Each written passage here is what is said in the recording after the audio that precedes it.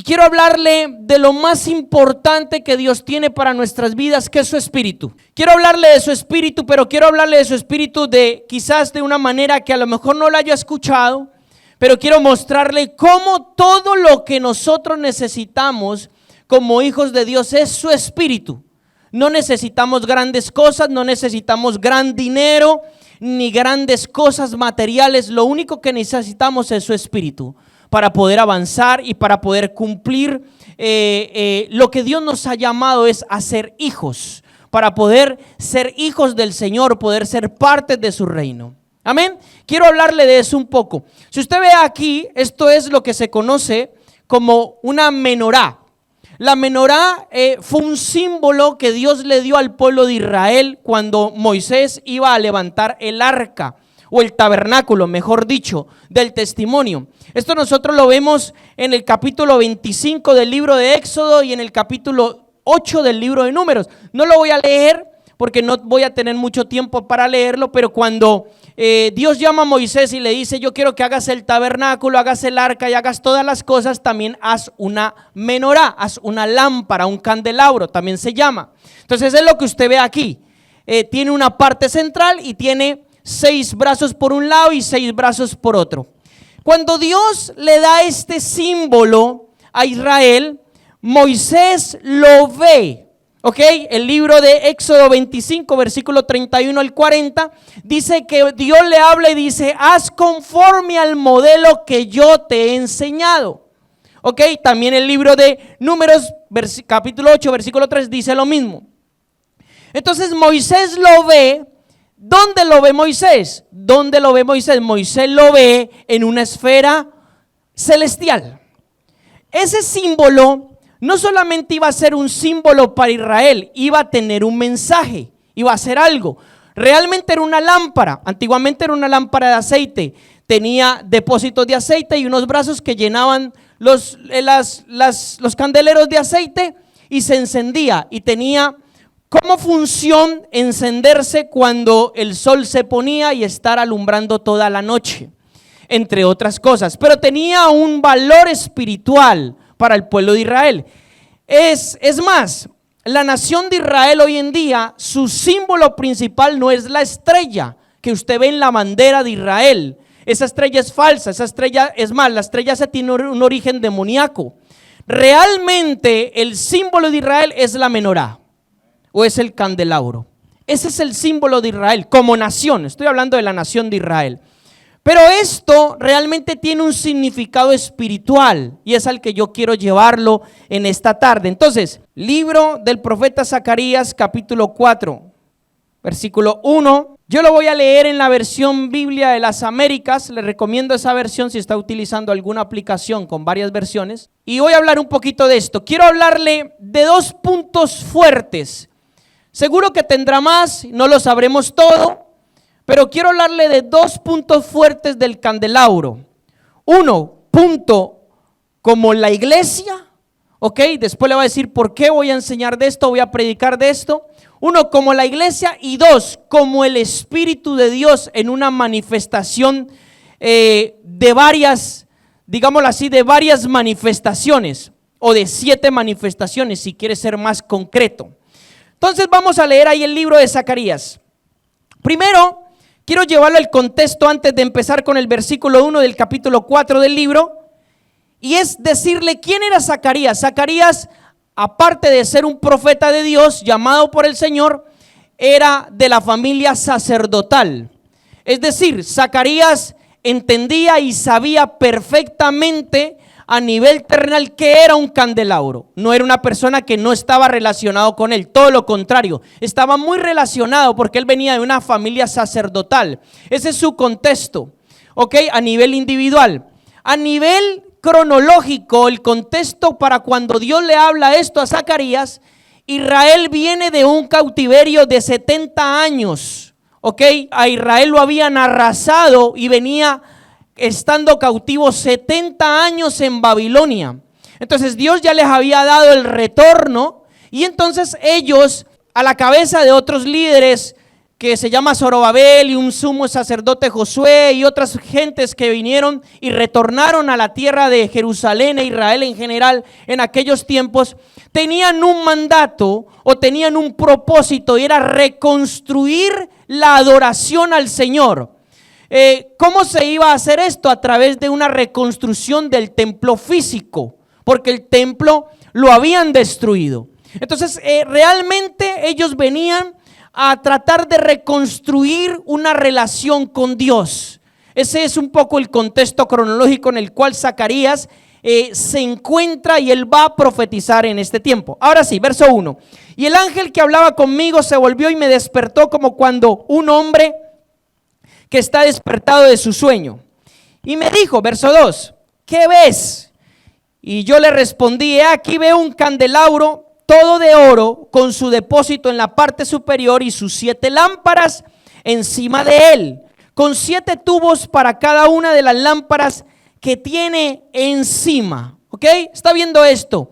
Yo se lo he traído de manera física para que usted vea lo que él está viendo.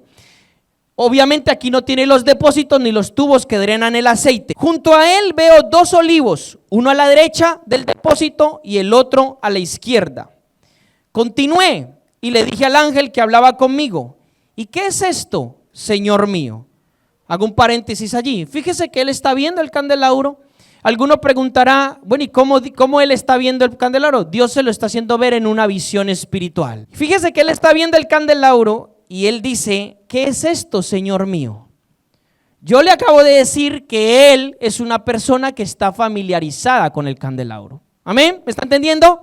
Él sabe lo que es, pero él no se arriesga a decir qué es. Él quiere que el ángel le diga qué es lo que es lo que le está mostrando. Obviamente el ángel del Señor quiere darle un mensaje con lo que él sabe y con lo que él está viendo. Verso 5. El ángel que hablaba conmigo respondió y me dijo, ¿no sabes qué es esto? Le pregunta. Y él respondió, no, Señor mío. Continuó él y me dijo, esta es la palabra del Señor para Zorobabel.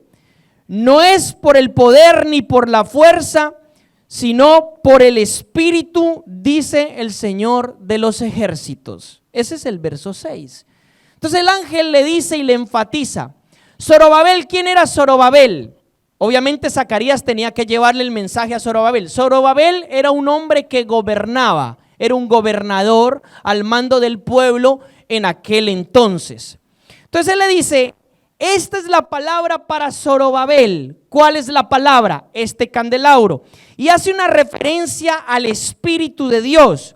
No es por el poder de Zorobabel, no es por la fuerza de Zorobabel, no es por la fuerza del pueblo, no es por la fuerza del ejército, sino es por el Espíritu del Señor, dice el Señor de los ejércitos. Verso 7. Y dice, sigue hablando el ángel, ¿y quién eres tú, oh gran monte? Pregunta el ángel, ¿y quién eres tú, oh gran monte? Le voy a hacer un paréntesis aquí. Cuando la Biblia habla de los montes, espiritualmente está hablando de gobiernos espirituales. Fíjese lo que le estoy diciendo.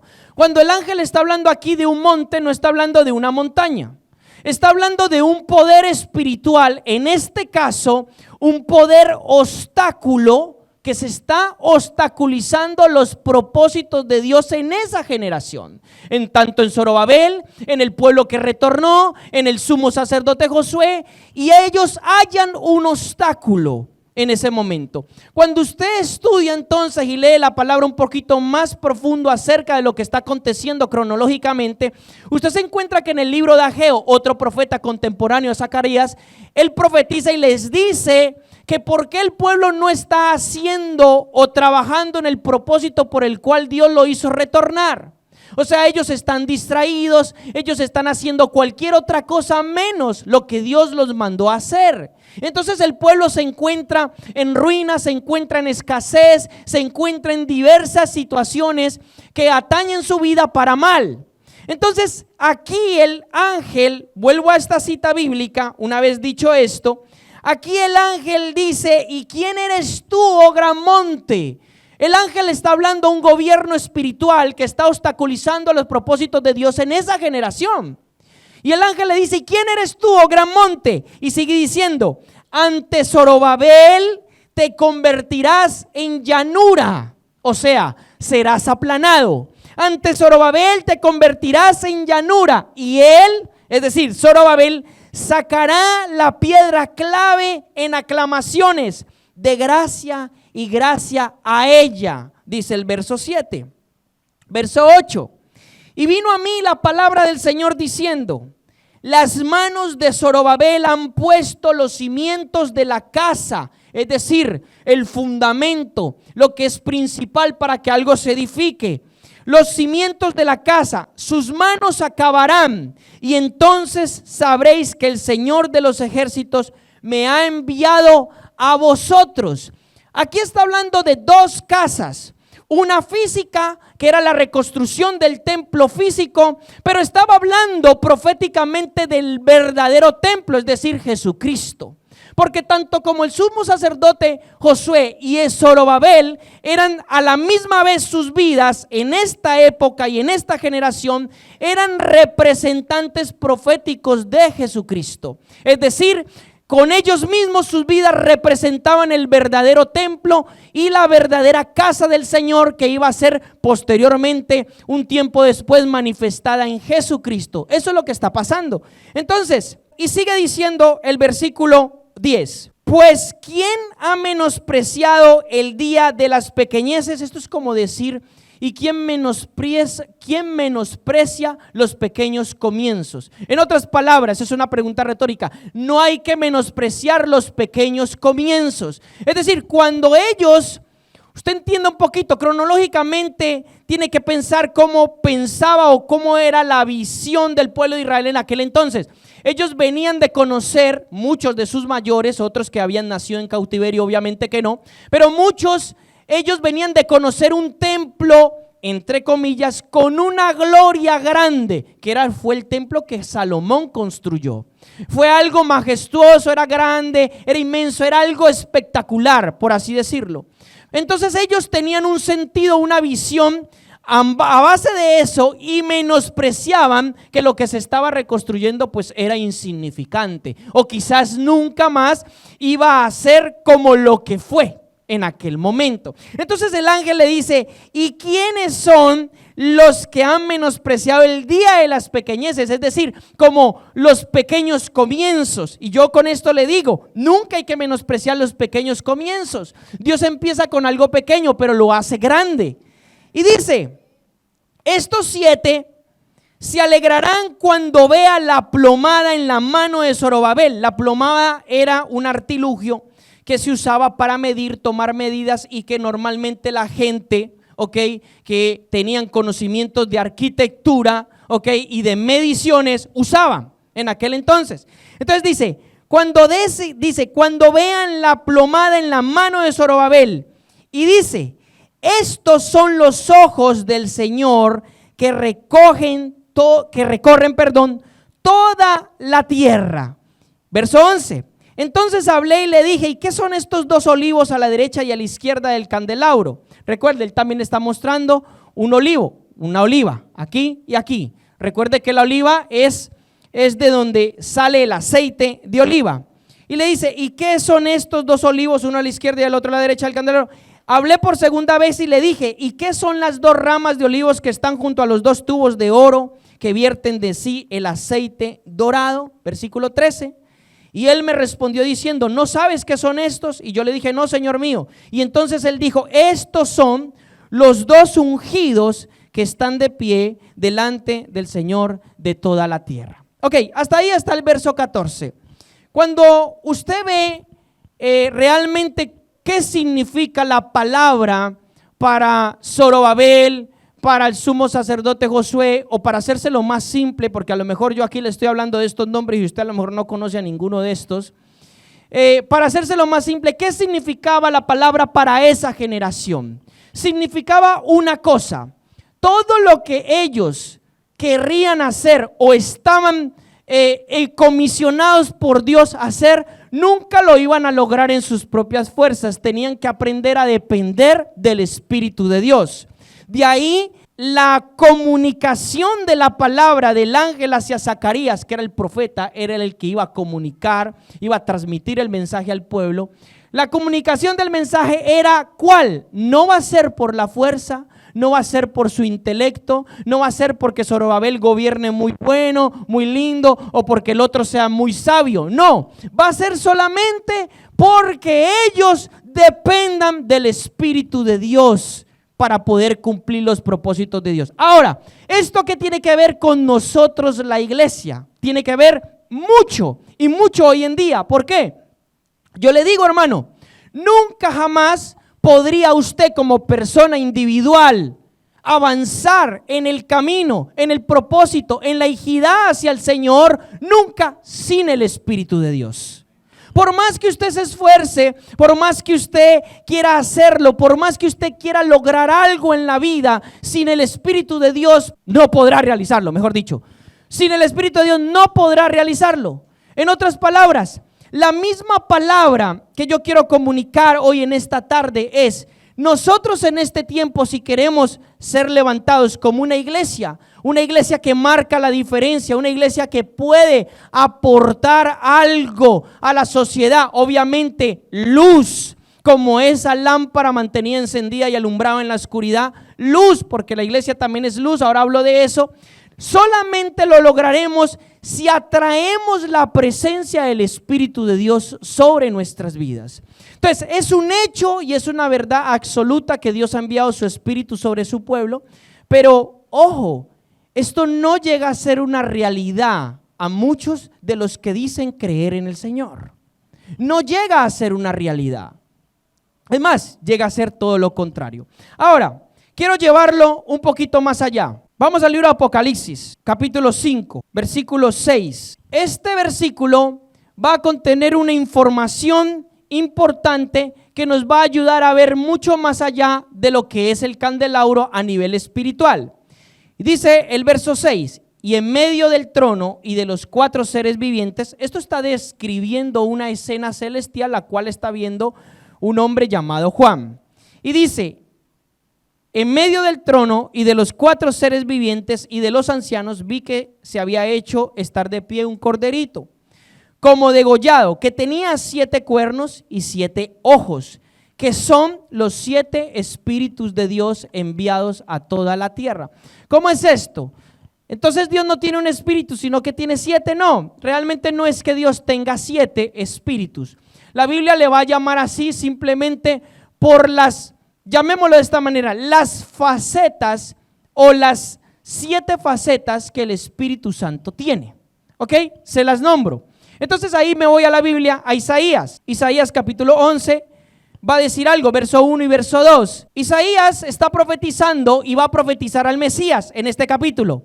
Y él dice, va a describir cuál va a ser una de las manifestaciones de Jesucristo y va a decir esto: pero del tronco de Isaí saldrá un retoño, un vástago retoñará de sus raíces y el Espíritu del Señor reposará sobre él. Aquí viene espíritu de sabiduría, espíritu de inteligencia, espíritu de consejo, espíritu de poder, espíritu de conocimiento y espíritu de temor del Señor. Entonces aquí vemos una descripción exacta de lo que quizás Apocalipsis llamó como los 7 espíritus de Dios.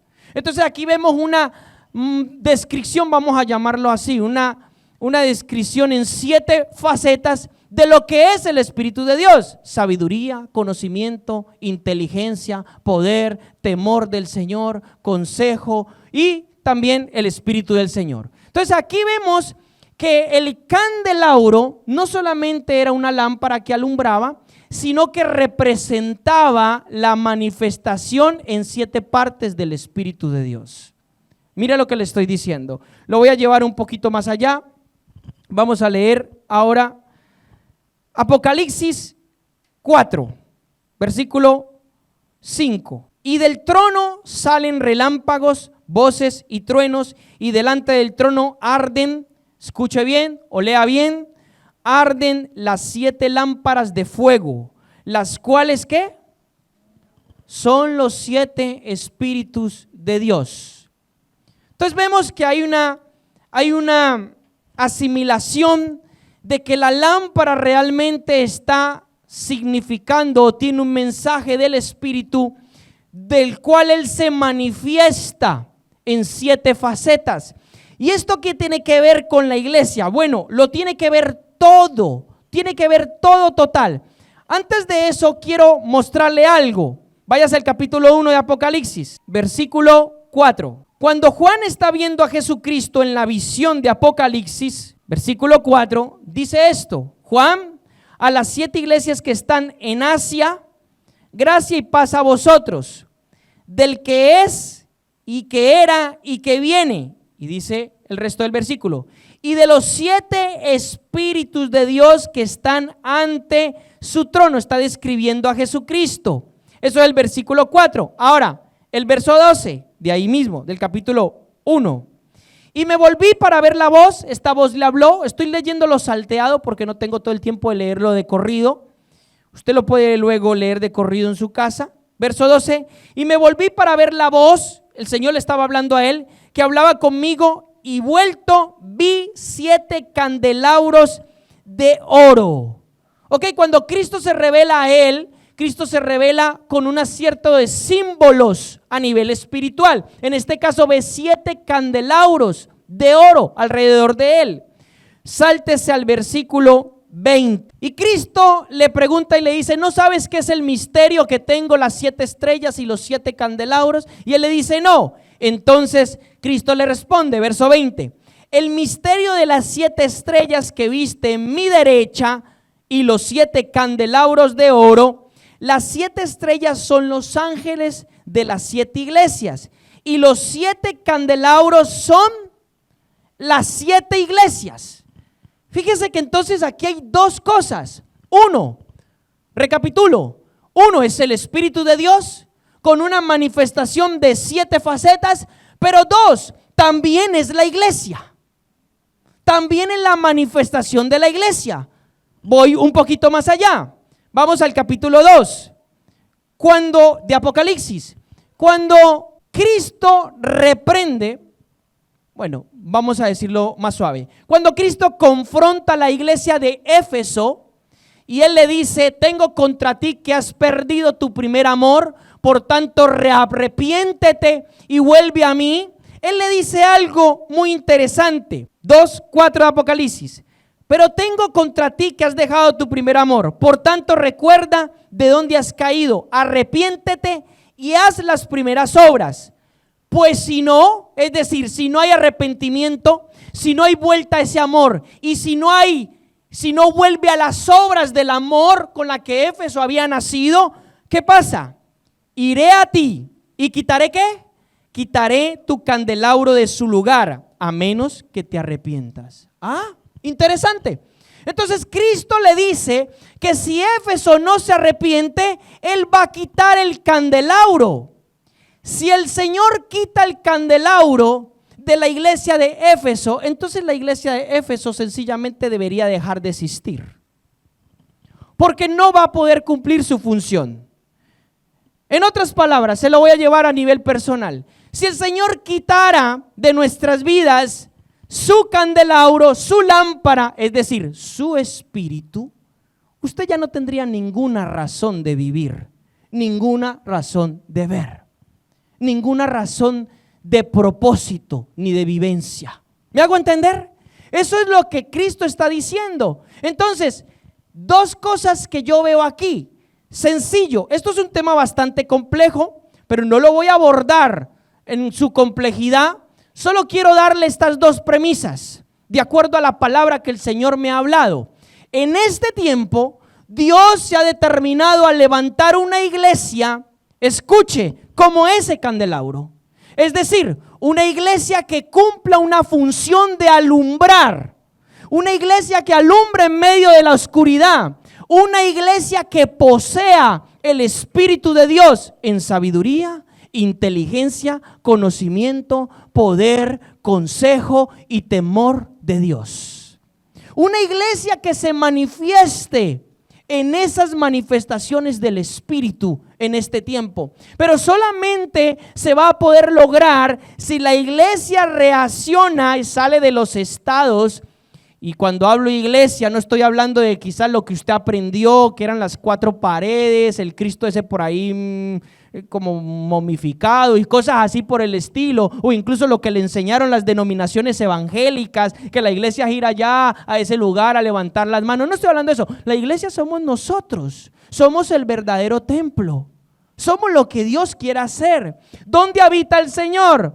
En nosotros. Entonces, si la iglesia, es decir, nosotros, nos implicamos y empezamos a depender, a dejar de un lado todos los obstáculos que impiden que su espíritu pueda habitar en mí y pueda cumplir sus propósitos, entonces podremos lograr algo trascendental en este tiempo. Eso es lo que básicamente el Señor quiere hacer. En medio de eso, yo quiero entonces enseñarle varias cosas de la manifestación de la iglesia. Fíjese, número 1, voy con la primera. Váyase entonces al libro de Hechos. Le voy a hacer un pequeño resumen rápido de cómo el libro de Hechos va a empezar a manifestar el candelabro en medio de las personas de aquel tiempo. Es decir, en medio de los apóstoles, en medio de la generación que surgió en aquel tiempo, y cómo ese candelabro se va a hacer evidente en sus vidas de esas personas. ¿Dónde o en quién yo puedo ver el espíritu de sabiduría en este versículo 14? Obviamente en Pedro. Cuando usted mira quién era Pedro, la misma Biblia dice que Pedro era un pescador, ¿no? Que Pedro trabajaba pescando. Pero luego la palabra de Dios también dice que Pedro, por percepción de otras personas, en este caso específicamente los fariseos, que Pedro era una persona, como dice la Biblia en este lenguaje, de vulgo parecer. En otras palabras, un lenguaje más actual de nuestra actualidad, una persona ignorante. Pedro era un ignorante. Pedro no conocía muchas cosas, menos era una persona estudiada o tenía sabiduría en las escrituras. Pedro no era nada de eso. Pedro prácticamente ignoraba muchas cosas. Y en medio de eso, cuando el Espíritu de Dios se manifiesta en la iglesia, Hechos capítulo 2, viene el día de Pentecostés, el Espíritu de Dios se derrama en Pedro y se derrama en todos sus otros hermanos. Una de las primeras manifestaciones que tiene el Espíritu de Dios en la vida de Pedro es de sabiduría. Y usted lo va a ver del versículo 14, o sea 2:14 hasta el versículo 42. No lo vamos a leer porque es muy largo. Pero ahí Pedro habla, predica y enseña a toda una multitud, cosa que algo él en su vida quizás lo había hecho. No tenía ni un entendimiento. Pero por el Espíritu y por la sabiduría logra que muchas personas puedan arrepentirse y convertirse al Evangelio. Entonces la primera manifestación del Espíritu fue en sabiduría en la vida de Pedro. Ahora, 2, en el capítulo 2, 43, ¿cómo se manifestó entonces el Espíritu en el resto de la generación? Venía todo temor a toda alma y dice: muchos prodigios y señales milagrosas eran hechas por mano de los apóstoles. Prodigios, señales milagrosas, sanidades, es decir, los inválidos caminaban, los ciegos veían, los mudos hablaban, los sordos escuchaban, los endemoniados eran libres, los enfermos eran sanos. Todas estas manifestaciones espirituales no eran porque los apóstoles eran los preferidos de Dios, ni porque ellos en sí mismos tuvieran algo especial. Realmente sí tenían algo especial, tenían el candelabro. Es decir, tenían el Espíritu de Dios sobre ellos. Y entonces el Espíritu de Dios empezó a manifestar en este caso como espíritu de poder. Con una manifestación de poder sobre esta generación. Número 3, capítulo 3 del libro de Hechos. Una manifestación de poder más individual sobre Pedro y Juan. Este sí lo vamos a leer, versículo 1. Pedro y Juan subían al templo a la hora de la oración, la novena. Y cierto varón cojo desde el vientre de su madre, es decir, esa gente sabía que él era cojo. sabía que él tenía un problema, había nacido así. No se lo inventó, ni él se puso allí como mucha gente dice, no. Cierto varón cojo desde el vientre de su madre, que ponía cada día junto a la puerta del templo, llamaba a la hermosa, ¿ponía qué? Pues ponía tenía su camilla o lo que sea que tuviera el cojo. Y dice, para pedir limosna a los que entraban al templo. Verso 3. El cual, cuando vio a Pedro y vio a Juan que iban a entrar al templo, le pedía para recibir limosna. O sea, él les pidió una limosna. Y Pedro con Juan, estoy en el verso 4, Pedro con Juan, fijando entonces los ojos en él, en el cojo, le dijo, míranos a nosotros, míranos. Y entonces él les estaba atento. Quiero que ponga un énfasis en este versículo 5. Le va a decir algo a su corazón. El cojo estaba atento, esperando a recibir algo de ellos. ¿Qué puede ver usted aquí? ¿Qué puedo ver yo aquí? El cojo tenía fe. Aunque el cojo no supiera realmente lo que iba a recibir, a lo mejor él pensaba que iba a recibir un dineral de ellos. No sé, lo que fuera que pensara, pero el cojo sabía que algo iba a recibir. Es decir, él tenía un entusiasmo, él tenía una convicción en su corazón. Y con esto le doy una premisa en este punto de la palabra. Usted no recibirá jamás nada de Dios si usted no tiene fe. Si usted no tiene un incentivo en su corazón para poder recibir del Señor. No puede jamás hacerlo. Entonces el cojo dice que estaba atento para recibir algo de ellos, verso 6. Y Pedro le dijo, pues fíjate, no tengo plata ni tengo oro, pero lo que tengo te doy. En el nombre de Jesucristo el Nazareno, levántate y anda. Y cogiéndolo por la mano derecha lo levantó e inmediatamente inmediatamente fueron fortalecidos sus pies y sus tobillos. Fíjese, y dando un salto se puso en pie y andaba y entró con ellos al templo. Fíjese su alegría, andando, saltando y alabando a Dios. Hermanos, gracias a Dios yo no veo ningún cojo aquí, denle gracias a Dios. Pero esta persona, hermano, esta persona supo que era el poder de Dios. Lo vivió de primera mano. Entonces vemos que el espíritu de poder estaba en Pedro, estaba en Juan y se manifestó en la iglesia. Y sanó el cojo, lo levantó. Bueno, posteriormente esto trajo como que la gente quedó estupefacta, asombrada. ¿Por qué? Porque mucha gente lo conocía y sabía que él estaba cojo ahí por no sé cuántos años y estaba ahí sentado cojo. Y cuando lo vieron caminar, entonces supieron que era Pedro o Juan, de alguna manera así natural, que eran que lo había sanado. Pero Pedro, más adelante usted va a ver el desarrollo de ese capítulo, Pedro les aclara que no es él, que es el poder de Jesucristo, que lo ha levantado. Entonces vemos que ahí Pedro se levanta otra vez en la sabiduría de Dios y ese mismo día mucha gente a causa de ese milagro cree en el evangelio y se convierte al Señor.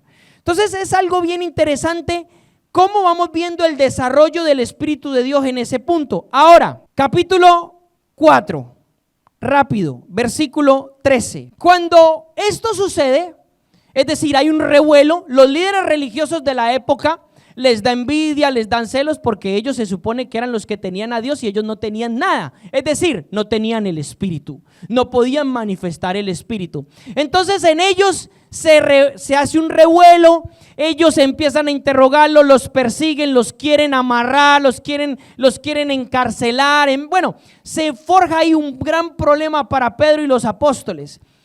Cuando ellos les están interrogando, fíjese, y esto es lo que yo le quiero mostrar, versículo 13 del capítulo 4.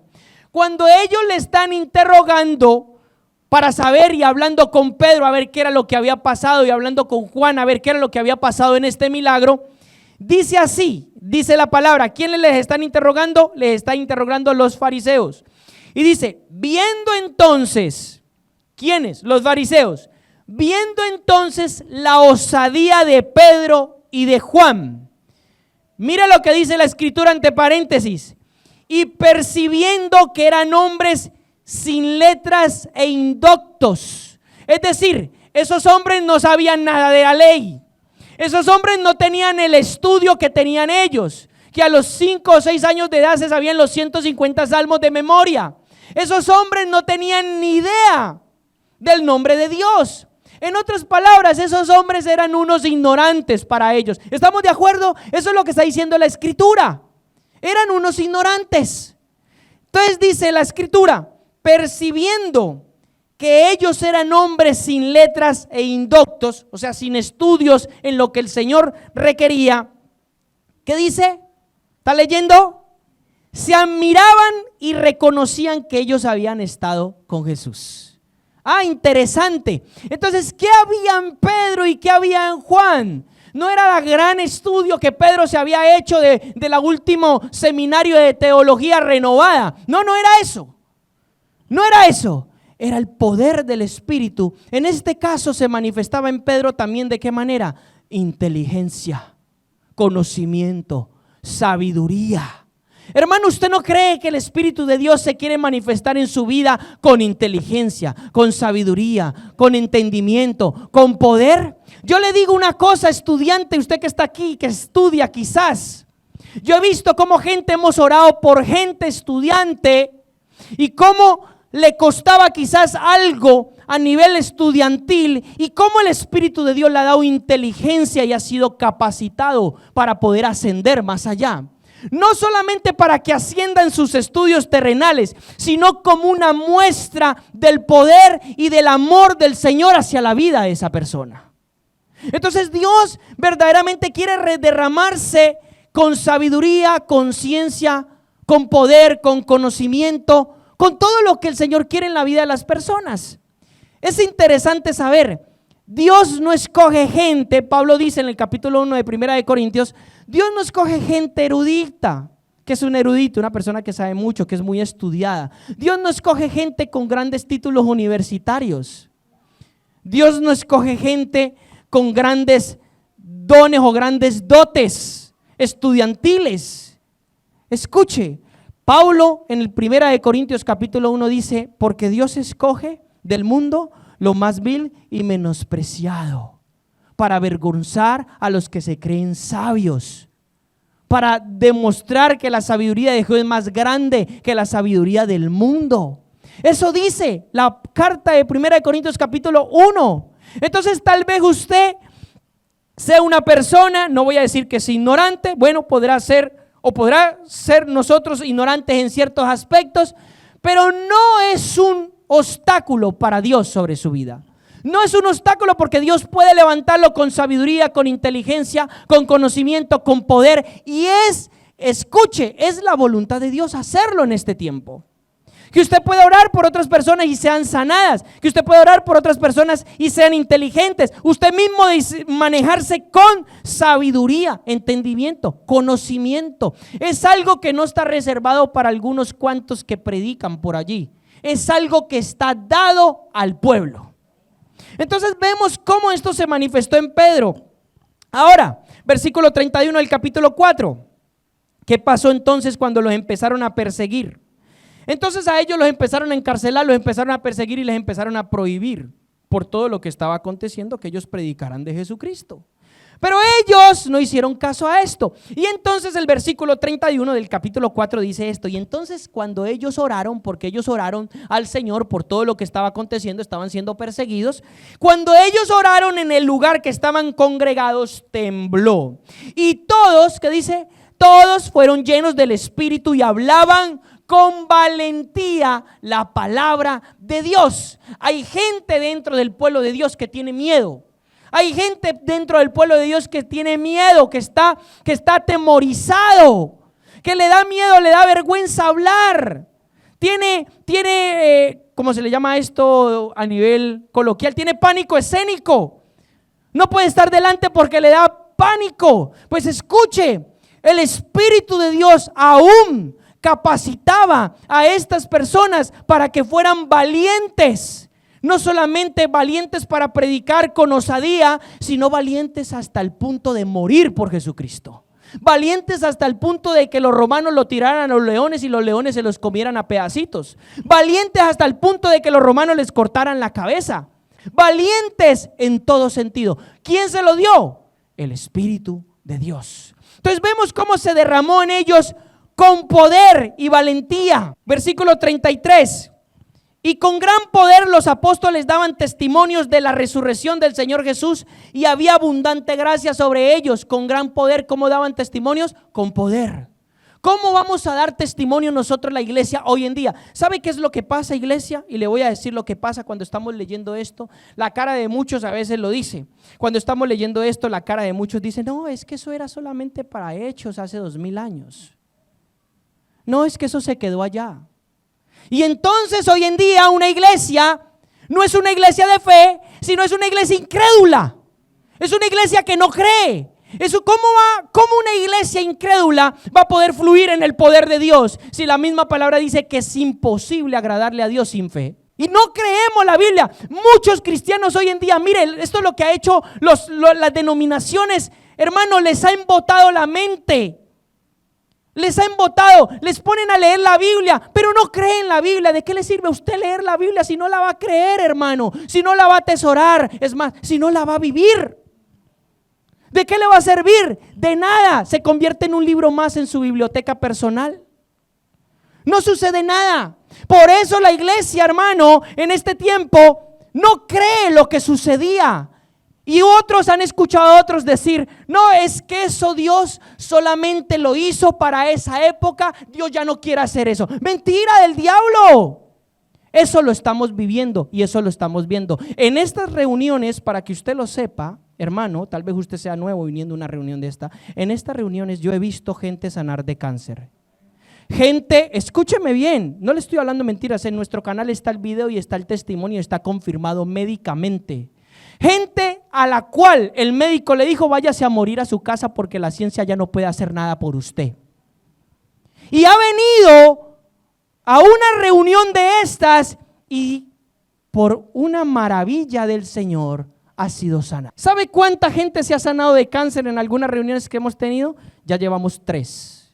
3 con cáncer terminal. 3 personas confirmadas. Hay gente que las conoce y ya se sanaron de verdad, les creció el pelo, se engordaron, hasta trabajan, hermanos. Cuando después, ¿sabe qué? A una persona la vimos que venía caminando como parecía una momia, la señora. Y es lo que le estoy diciendo, le dolían hasta los pies y las manos y venía así. Y flaquita, parecía que ya se iba a desaparecer. Cuando el poder de Dios la tocó, hermano, algo aconteció y fue sanada. Hermano, eso lo hemos visto en estas reuniones. Entonces no me diga: ay no, es que Dios solamente lo hizo hace 2000 años. Pedro era un privilegiado. Déjeme decirle, hoy en día el privilegiado es usted y soy yo. Porque el Espíritu de Dios quiere hacer eso en su vida. El Espíritu de Dios quiere traer estas señales, estos milagros a nuestros corazones, a nuestras vidas.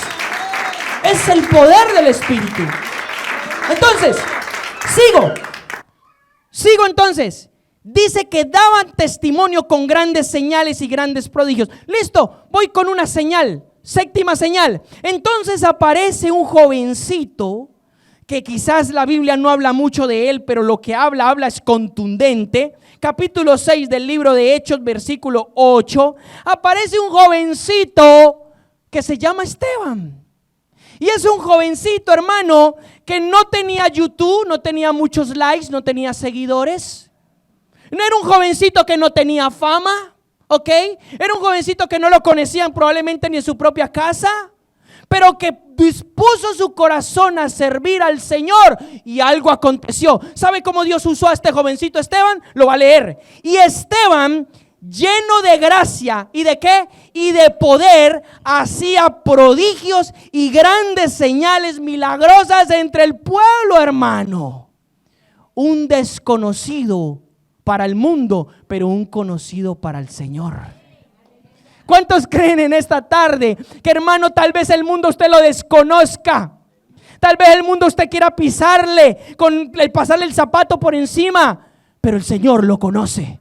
el Señor quiere hacer algo en su vida. Y el Señor puede levantarlo para hacer algo, escúcheme, extraordinario. Usted tiene que creer que su vida no es ordinaria. Usted tiene que creer que su vida es extraordinaria.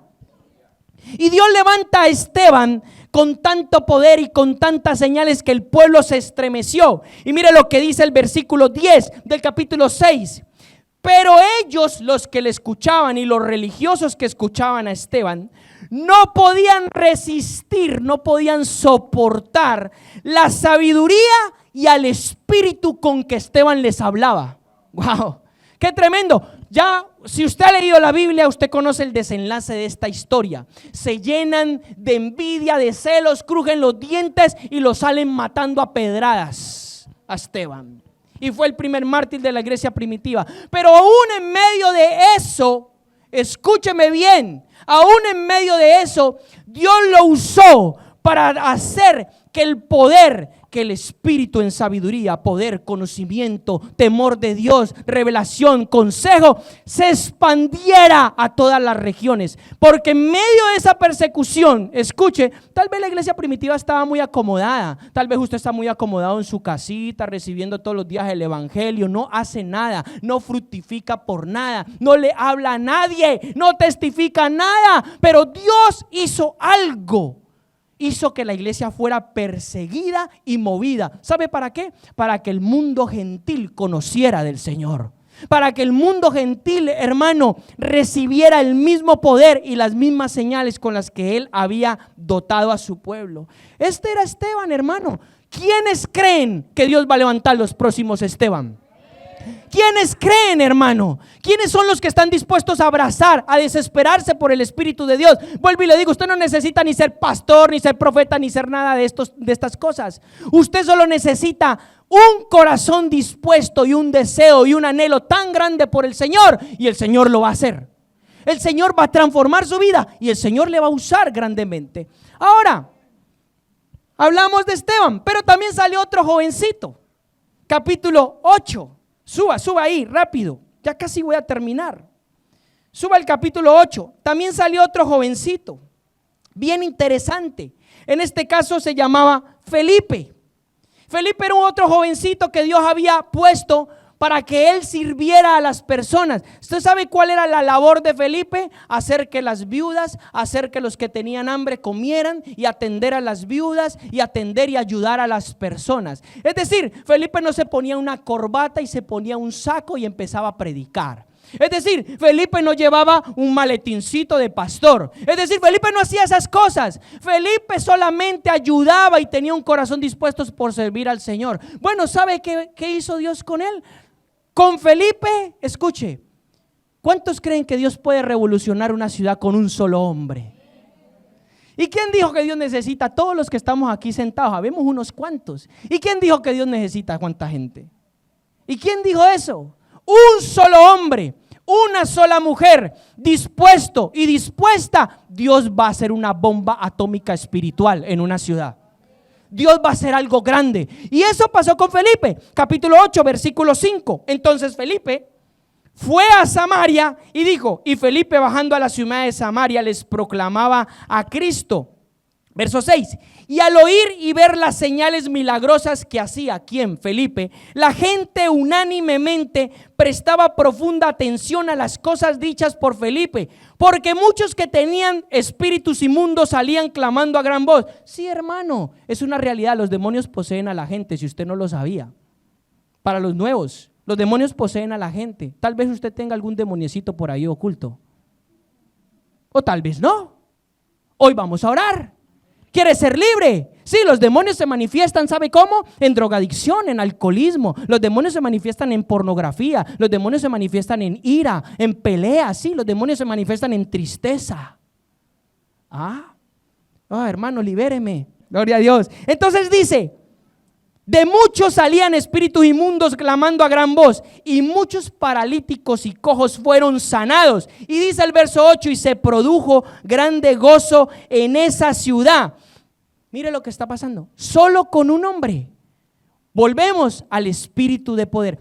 ¿Cuál era la función? Entonces, si yo hago un marco general del libro de Hechos, es decir, cambio mi panorámica, alejo el zoom, he acercado el zoom y he visto ciertos personajes, ciertos nombres y lo que Dios está haciendo con ellos. ¿Estamos de acuerdo? Pero si yo alejo el zoom y veo la panorámica, lo que yo estoy viendo es que la menorá de Dios se está manifestando en la iglesia.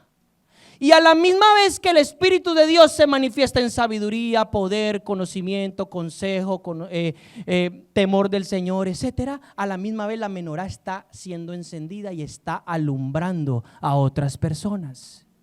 Porque al final del cabo, hermano y hermana, el propósito de la iglesia es alumbrar la oscuridad. Si nosotros apagamos todas las luces, aquí todo el mundo se queda a oscuras y usted se va a parar y se golpea con los asientos. Pero la luz tiene un propósito. La luz, el propósito es disipar la oscuridad. Entonces, si yo alejo y veo un marco general, puedo decir, la menorá del Señor está funcionando, está haciendo efecto, está cumpliendo el propósito en la iglesia, según las Escrituras. Ahora, hablando del temor del Señor, capítulo 9, del mismo libro de Hechos, no me he ido de él, versículo 31. ¿Qué pasó entonces? ¿Qué pasó entonces con la iglesia? Entre tanto que la iglesia tenía paz por toda Judea, Galilea y Samaria, siendo edificada, y me encanta esta frase, porque muestra una realidad. ¿Y andando qué? Siendo edificada y andando en el temor del Señor, era multiplicada con la consolación del Espíritu de Dios. Hermano, ¿y qué es el temor de Dios? ¿Tengo que tenerle miedo a Dios? No. El temor de Dios significa cuando usted tiene reverencia y usted reconoce que Dios, hermano, a pesar de que usted quizás nunca le nombre, no le haya entregado su vida como quiera hacer su voluntad, hermano, yo le digo algo, usted se levanta todos los días por la mañana porque Dios quiere. Usted camina porque Dios quiere. Usted habla porque Dios quiere. Aunque usted le reconozca, aunque no le reconozca, porque Dios quiere. Porque Dios es misericordioso. Porque si Él no quisiera, su vida sería esfumada a la nada. Sencillamente. Y la iglesia, hermano, crecía en el temor de Dios. Entonces vemos el espíritu del temor de Dios llenando la iglesia en esa manifestación. Ahora, capítulo 15, versículo 13. Sucedió algo muy interesante aquí. Aquí yo voy a ver, acerco otra vez el zoom o la lupa, como quiera llamarlo. Voy al capítulo 15 y voy al versículo 13. Y entonces yo voy a ver que aquí sucede algo bien particular. La iglesia en este entonces, para este momento del capítulo 15 de Hechos, ellos entraron, vamos a decirlo de esta manera, en una controversia doctrinal. Es decir, ellos querían hallar o buscar un acuerdo en Dios de cómo podía trascender la palabra de Dios hacia la iglesia en ese tiempo. Y entonces, porque muchos de ellos estaban discutiendo y tratando de hallar una solución, se levanta un hombre, Santiago, y este hombre se levanta con un espíritu de consejo del Señor y les da la solución que ellos necesitaban. Versículo del 13 al 35, ellos dicen que están discutiendo. Vamos al versículo 28. Hablando Santiago, dice, porque ha parecido bien al Espíritu Santo y a nosotros no imponeros carga alguna, excepto estas cosas necesarias. Y les da una serie de instrucciones para que la iglesia gentil siguiera creyendo el evangelio y siguiera avanzando en lo que Dios quería.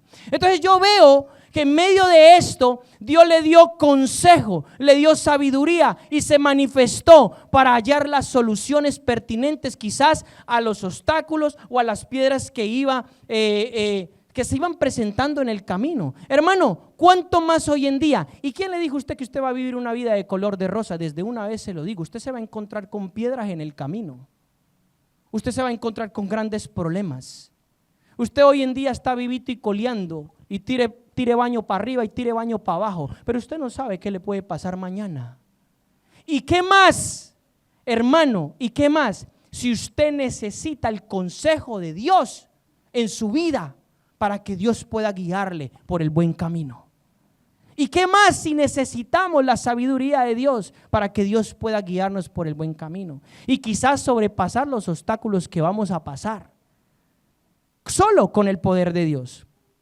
Ahora, solamente le he dado un resumen y ya voy a orar por las personas que quieran. Obviamente ya le dije una premisa, usted tiene que querer algo de Dios para que Dios haga en su vida, si no, no va a pasar nada.